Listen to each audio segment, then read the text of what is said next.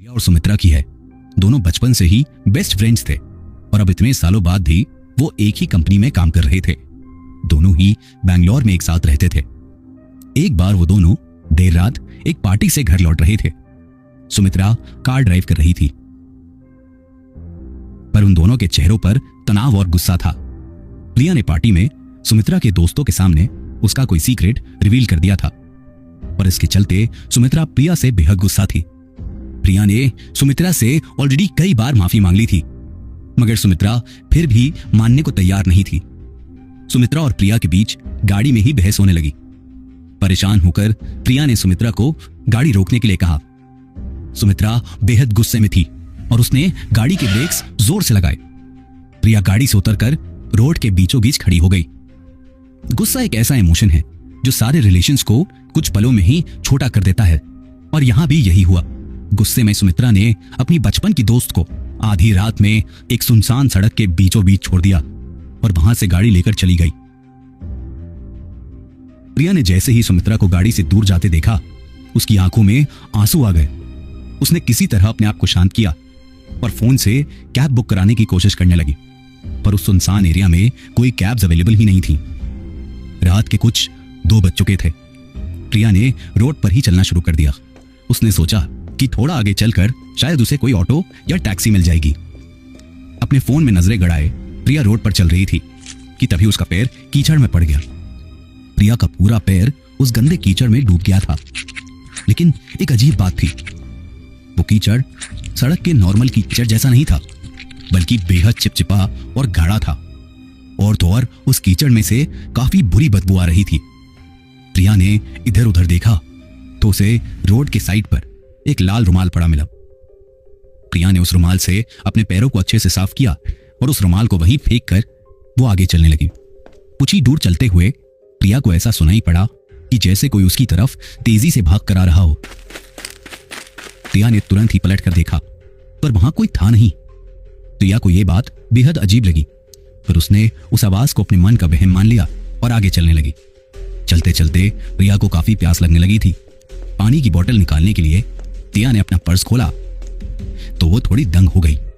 उसके पर्स के अंदर वही सड़क वाला लाल रुमाल पड़ा हुआ था। प्रिया को याद था कि उसने वो रुमाल जमीन में फेंक दिया था, तो फिर उसके पर्स में वो रुमाल कैसे आया? प्रिया उस लाल रुमाल को अपने हाथ में पकड़े ये सोच ही रही थी कि उसे महसूस हुआ कि कोई उसके पीछे खड़ा है। प्रिया जब मुड़ी तो उसके एकदम पास तो कोई नहीं था, लेकिन थोड़ी दूरी पर ही एक पेड़ के पीछे से एक आदमी प्रिया को देख रहा था। उस आदमी ने एक काले रंग की हुडी जैकेट पहनी हुई थी, जिसे देखकर प्रिया अचानक घबराहट महसूस करने लगी। वो आदमी दूर एक पेड़ के पीछे से उसे देखे जा रहा था। प्रिया उसकी शक्ल तो साफ साफ नहीं देख पा रही थी, मगर उसे वो आदमी किसी नॉर्मल इंसान की तरह तो बिल्कुल नहीं लग रहा था। सहमी सी प्रिया ने उस रुमाल को वहीं फेंका, पर अब वो तेज कदमों से आगे चलने लगी।